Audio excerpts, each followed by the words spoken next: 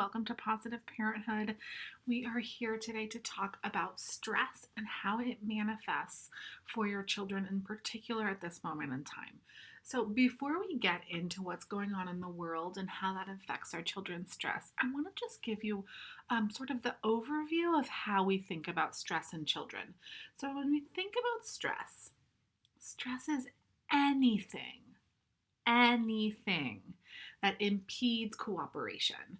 Okay, so when you think about your kids, and you can think about this for yourself too, when you're not able to do something, say you ask a child to come to dinner, they don't come. Say your child is playing with Legos and it's time to get on a Zoom with their teacher and they can't transition. Say you're at the park and your child doesn't want to leave. Say your kid is doing video games and you tell them it's two more minutes, one more minute, time to get off, and there's a total meltdown. So say you've got more than one kid and maybe they're squabbling. Okay. So all of those things, we're going to call all of those stress. So when we think about stress behavior, that's what we're talking about. We're talking about those challenging behaviors. And for each child, it's going to look a little bit different. So think about your own particular child and you'll know, and probably if you have more than one child, it looks different for every kid, right? But throwing, kicking, hitting, yelling, whining, ignoring, running away, squabbling, refusing to transition, all of these things are expressions of stress. Okay, so there's a reason that we talk about it that way, because when we frame it as an expression of stress, it positions us as parents differently, right?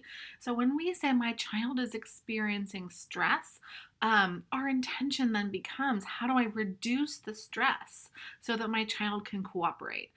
And the assumption inside of that is that every child wants to cooperate and is doing the absolute best they can in order to cooperate. Now, it might not feel that way to the grown-up, right?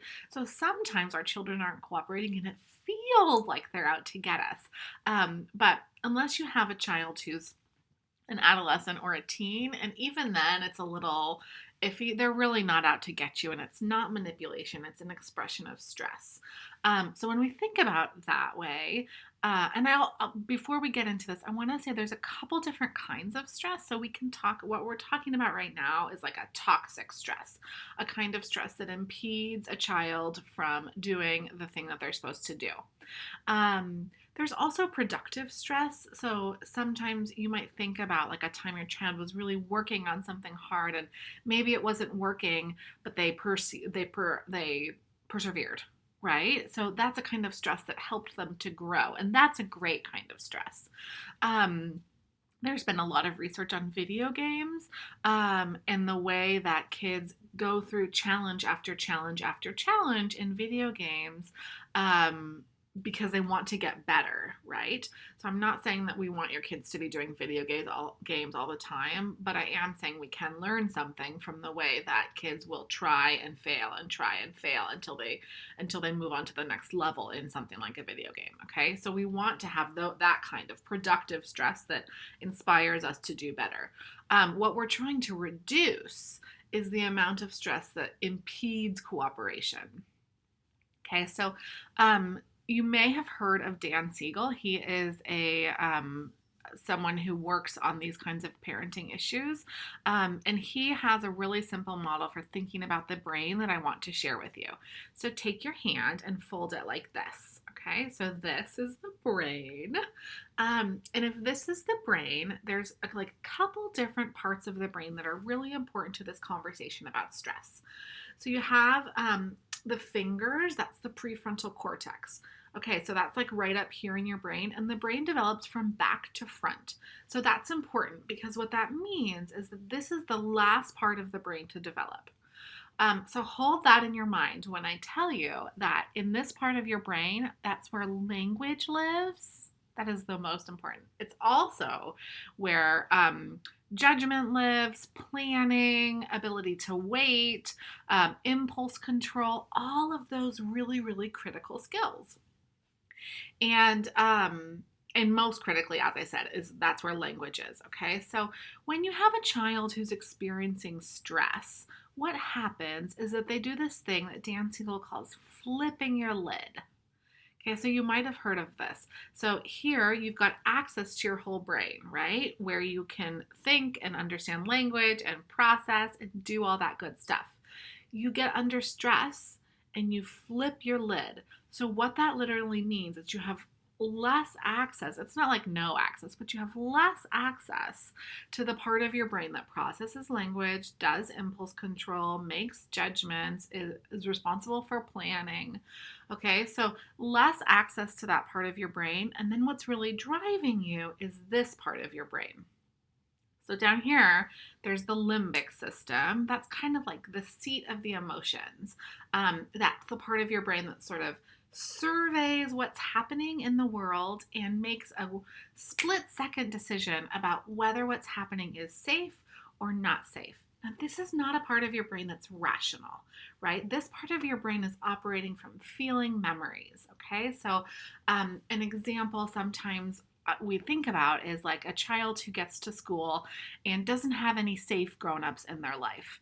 So maybe they have some unsafe grown-ups at home. Okay, so when they get around grown-ups, they flip their lid because they feel really unsafe. Okay, so they have less capacity to understand rational thinking, and then they're operating from down here. And this is also the part of the brain that controls defensive responses. So, keeping you safe, right? And if you think of like in the, I don't know, in the Stone Age, right? So you like when I think about the Flintstones and you like see the Flintstone mom or dad like gather up all the children and like walk up the side of a tree because a lion is coming, right? She's not thinking about that. She's feeling unsafe. And so she's operating from the part of her brain that's just keeping her safe. Now, of course, we're not Flintstones and we're not, we don't have bears or lions coming at us most of the time. But our brains still have that response, right? So if you have a child who doesn't have any safe adults in their life, and so what they've learned is that when there's not, or when there's adults, they're not going to be safe. So that's their feeling memory that they're going to rely on for that piece of knowledge. And then they're going to operate from the defensive part of their brain. This is where big behaviors come from. So they get to school. They flip their lid because there's a grown-up, a teacher. Never mind the fact that this teacher may be like the world's most incredible, most caring, sweetest, kindest, wonderful teacher. They're responding from their past experience, and then they're going to have big behaviors. And what often happens when there's a child who's having big behaviors that are stress behaviors is that adults try to fix it, right? They try to get the child to stop kicking, or they try to talk to the child about what's upsetting them, or they try to help them moralize or rationalize. We don't do that in our home. In our house, we don't kick each other, these kinds of things. And those statements all may be true. We don't do that in our home. We have a better way. Let me tell you why that's not okay. Those things are all true. And yet, the child who has their lid flipped, remember, this is where language lives in this prefrontal cortex, right? So when they're under stress and their lid is flipped, it's like you're telling them things, but it's not getting in. Okay? And it's because they don't have access to that part of their brain. So quite literally, when we see children who are feeling out of control, who are exhibiting these behaviors, they're doing it because they cannot calm down. They cannot follow the directions. They cannot yet do this. And they need, what do they need to do it? They need support. They need help. They need calming structures. They need an adult who's going to help them figure out how to be. Well, that's a big ask for an adult, right? Especially at this particular moment in time, because we are all under stress. So that's a big ask for an adult, and it is the ask that we're going to make of you as parents to take care of yourself so much that you are able to help support your child and reduce the number of stressors. Now, most parents that I work with really want this. They really want and have every intention of parenting their child in a whole, gentle way so that they can grow and flourish. Most of us were not parented this way ourselves. And so, what often happens when we get under stress is that our lids flip.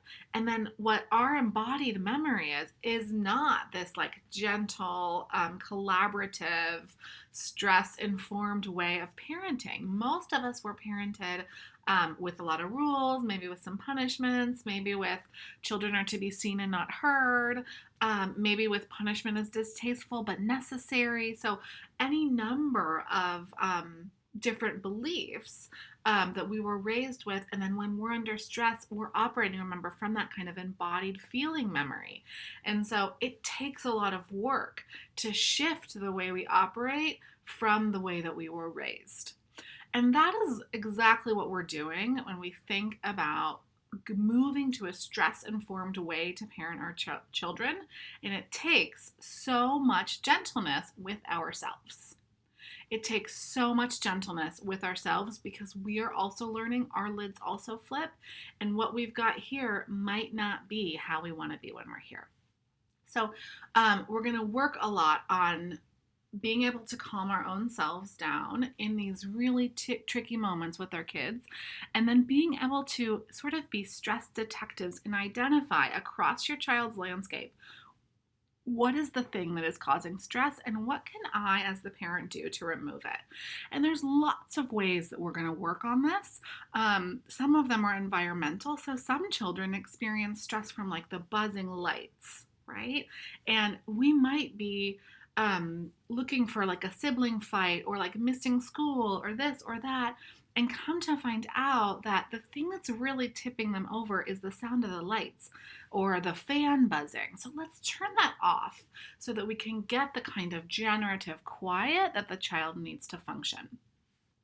Now, a word about the state of our world right now. Okay, so we've got Corona. We've also got a lot of racialized tensions happening and inequities happening sort of layered on top of that. And, I just want to presence that for all of our children, these things affect them. Okay, so when we're thinking about COVID-19, one of the things that, or there's many things, and I'm sure those of you who are home with your kids working know that there's many things, right? So kids have lost their school structure, they've lost social relationships, they've lost their teachers, other mentors, like sometimes kids really bond with lunch ladies or they bond with the janitor. So there's all these people involved and there's just a loss of those people. Then we've lost the routine. So routines, and we're going to talk about this in the next video, are very organizing for kids who are experiencing stress because they allow us to kind of know what's going to happen next and have a little bit of control.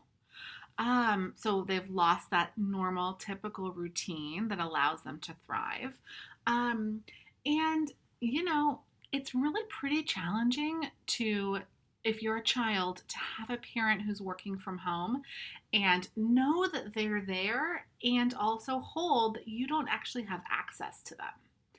So most of our kids can't actually hold that, right? It's too much. It's too much to hold together. The fact that mommy or daddy or whatever they call you is on the other side of the door and I can't play with them right now. That's a lot to manage and it doesn't make sense, right?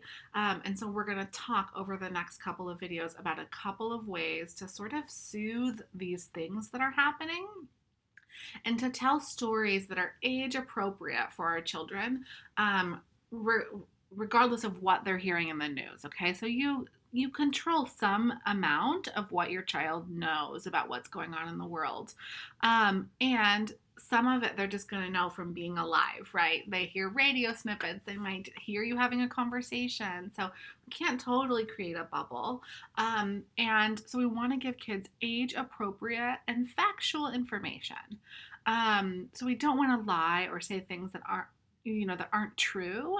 But we do want to give them ways to process that are simple and that acknowledge the feelings that may be coming up for them. So if you've got a sick relative, you might say, yeah, they're sick. We can't go. We really wish we could go. we're gonna, here's like one thing we can do. Maybe we're gonna write them a card, or maybe we're gonna FaceTime. And the doctors, we might not say they're definitely gonna get better because we don't know that.